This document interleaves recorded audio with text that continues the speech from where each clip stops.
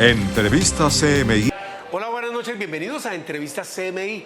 Hoy, desde la ciudad de Cali, continuamos aquí en la COP16 a cargo de Colombia, que es el país anfitrión, este evento de las Naciones Unidas que busca soluciones para preservar la biodiversidad.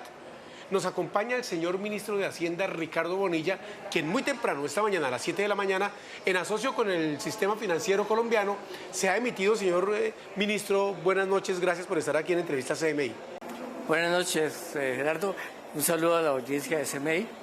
Señor ministro, le decía, se ha emitido un bono de 50 millones de dólares por parte del Banco de la Vivienda para atraer inversión y prestar ¿en qué?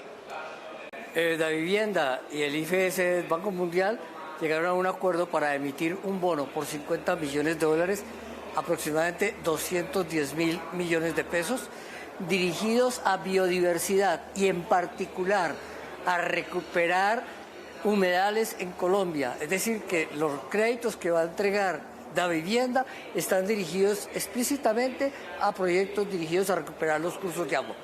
¿Y esos son créditos blandos o en qué seguimiento le va a dar el gobierno para eso? Esto es un crédito blando, efectivamente. Se trata de que en la colocación de los bonos se encuentre condiciones de financiamiento de más largo plazo y a tasas más bajas. Señor ministro, usted llegó a esta COP procedente de Washington, donde estuvo reunido con la gente del Fondo Monetario Internacional. ¿Cómo le fue con el Fondo Monetario Internacional? No, la reunión esa es la reunión anual, todo genera la normalidad. Había una gran preocupación por Colombia, en particular por el debate que hay en el Congreso sobre el Sistema General de Participaciones. Y a propósito de eso, usted dijo a primera hora hoy, descentralización sí, pero no así en relación con el acto legislativo sobre el Sistema General de Participación que fue aprobado en la Comisión Primera del Senado.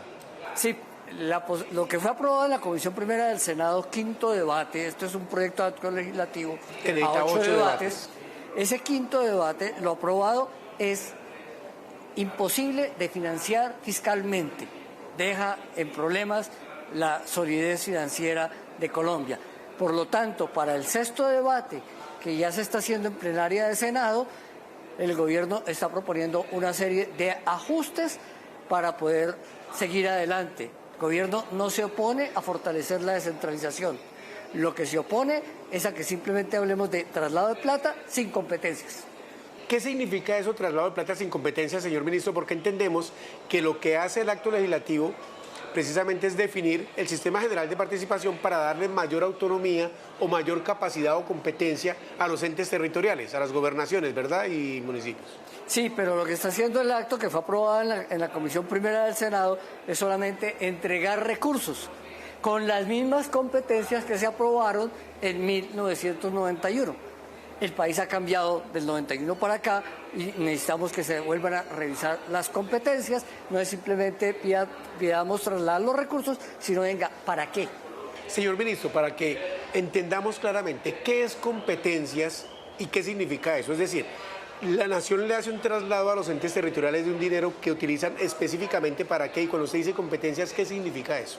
Bueno, entonces le voy a decir, la Constitución del 91 aprobó que la educación obligatoria en Colombia era de 10 años, entre los 5 y los 15 años, y que eso cubre un año de preescolar y 9 años de educación básica, es decir, hasta el 9º grado. Eso es lo que está aprobado y para eso se entregaron los recursos del Sistema General de Participaciones en educación. Es más o menos la mitad de los recursos van dirigidos a educación y se traslada porque las escuelas y los colegios están en el territorio. No están en Bogotá, no están centralizados, están regados por todo el país. Bien, hoy realmente Colombia no puede pensar en una educación obligatoria de 10 años y lo que le estamos diciendo hay que revisar qué competencias, porque en los mismos territorios es necesario que fortalezcamos la educación preescolar y es necesario que fortalezcamos el acceso a la educación superior, que termine la educación media y superior. Entonces, lo que estamos proponiendo es que pasemos de una educación obligatoria de 10 años a una educación obligatoria de 16 años, desde los 3 hasta los 19 años, y que eso se financie en el Sistema General de Participaciones y se genere en los territorios, porque los niños van a estudiar en la escuela de la vereda, la educación superior se puede hacer en los municipios, de tal manera que tenemos que generar las condiciones. Eso es trasladar competencias. Eso es trasladar competencias. Y por supuesto, pues una educación gratuita de 10 años, de gratuidad de 10 años a una de 17 es más plata. Sí, por supuesto, y entonces se trata de, listo, el Estado puede entregar, el gobierno nacional puede entregar más recursos a los territorios para que vayan dirigidos hacia eso. ¿Quién los va a terminar ejecutando? Los alcaldes y los gobernadores. Pero algo similar sucede en el sistema de salud.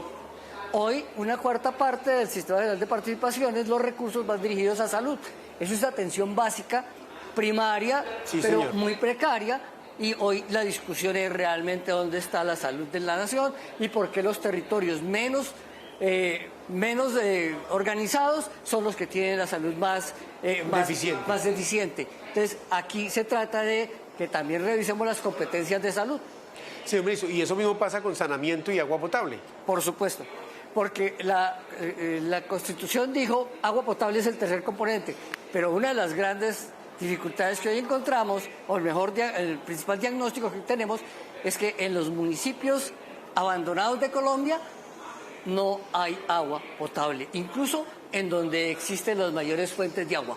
Entonces está la dicotomía, señor ministro, en el sentido de que un Estado centralista recoge la plata y después la distribuye a los entes territoriales para que desarrollen esas competencias ordenadas por la Constitución del 91 en esos temas que usted manifestó. Y otros que dicen, ¿cómo les van a entregar ahora, porque bueno, culante, pero no tanto, a los entes territoriales la plata para que la manejen, mayores recursos, y eso puede generar politiquería? ¿Cómo entender esa discusión, señor ministro?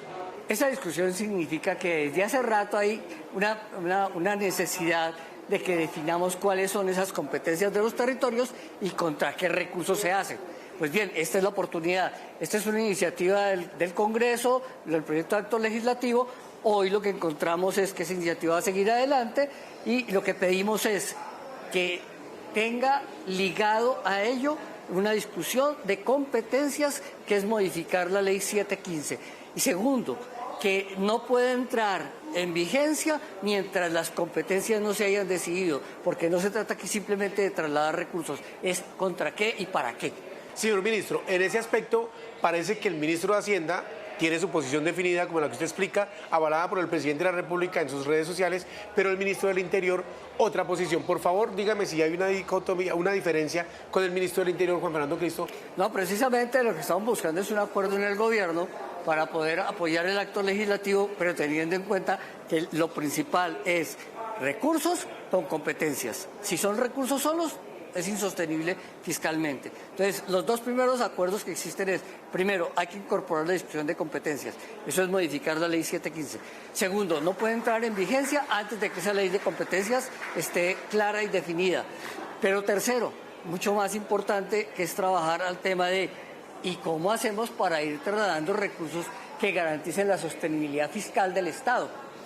Y eso significa que, como todos estos son ingresos corrientes de la nación, sí, señor, y con los ingresos corrientes de la nación pagamos Sistema General de Participaciones, pagamos deuda pública, pagamos vigencias futuras, pagamos pensiones, pagamos nómina del Estado y pagamos otro tipo de transferencias, sí, la discusión es cómo hacemos para organizar que todas estas cosas las podamos hacer en el tiempo, que implica incluso en el traslado de competencias, saber qué hacen los territorios.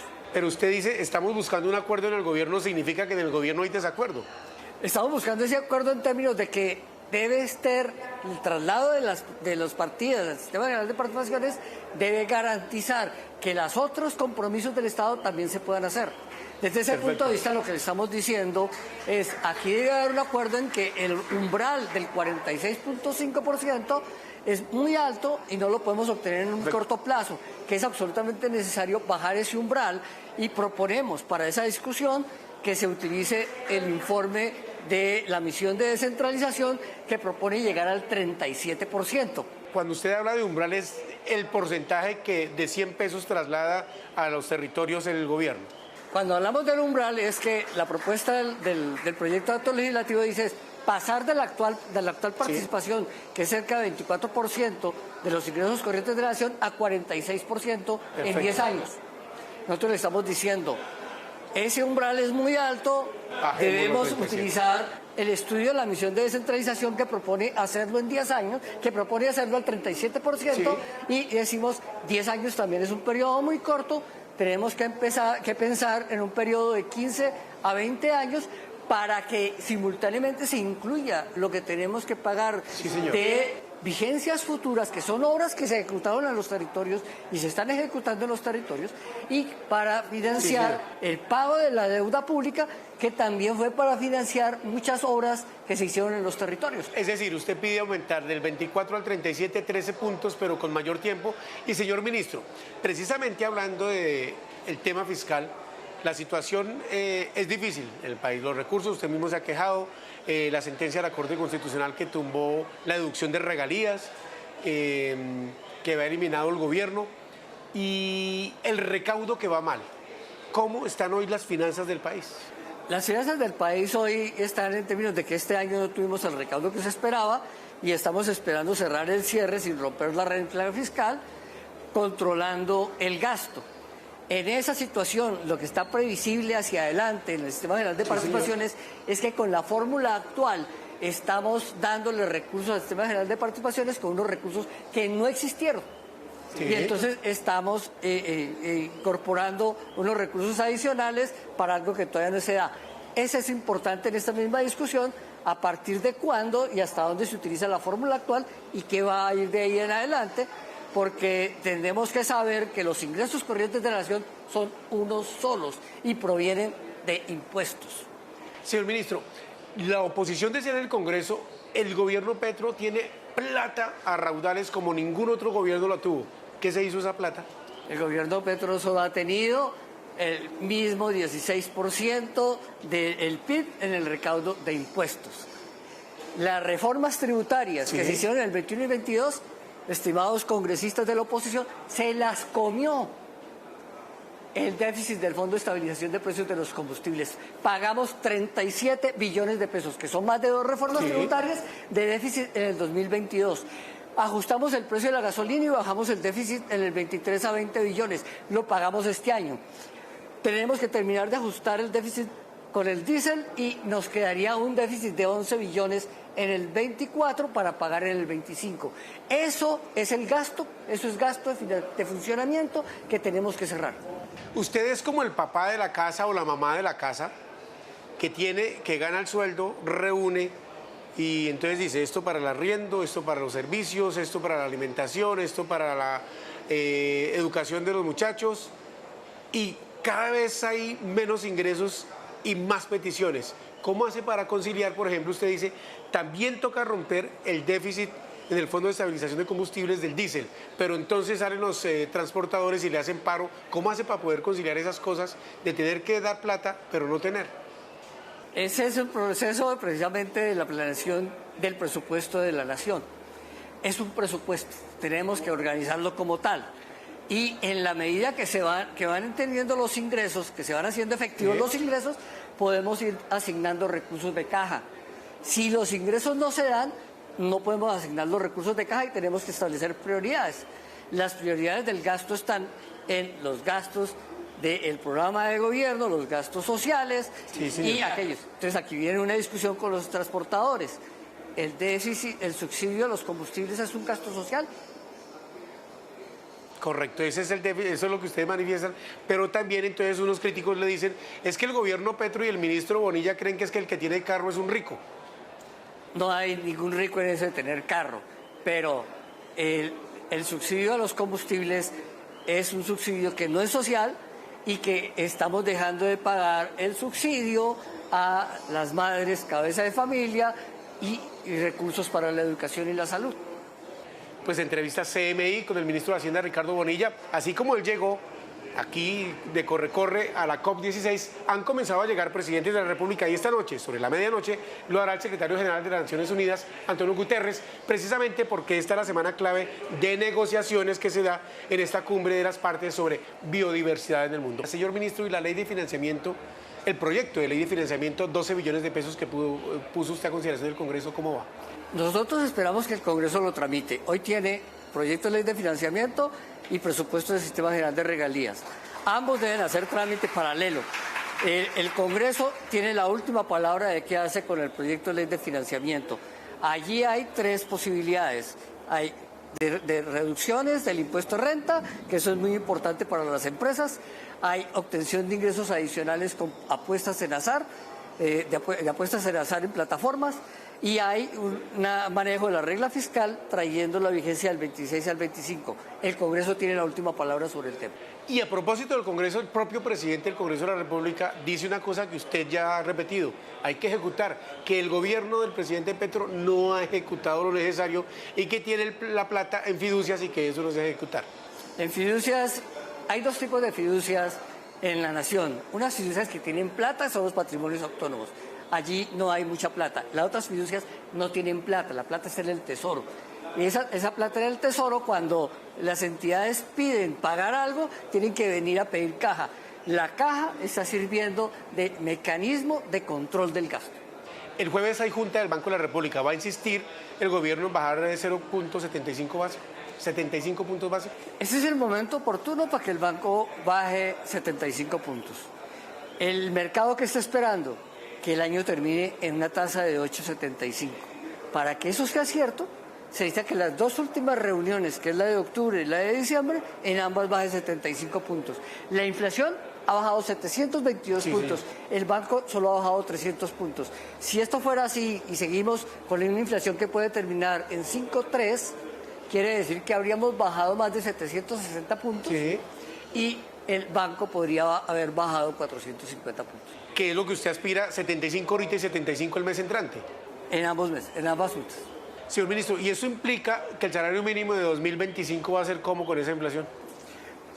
El salario mínimo tradicionalmente en Colombia termina ajustado por el IPC más 1. Si la inflación termina en 5.3, uno podría esperar un salario alrededor de un punto por encima de inflación o decisiones políticas distintas. Pues ministro, ojalá que le hagan caso a los señores del Banco de la República porque las tasas de interés están muy costosas y gracias por estar aquí en Entrevista CMI, señor ministro. Muchas gracias a ustedes, un saludo a toda la audiencia de CMI. Y a ustedes, televidentes, gracias por la sintonía, los invitamos a que continúen aquí en el Canal 1. Buenas noches.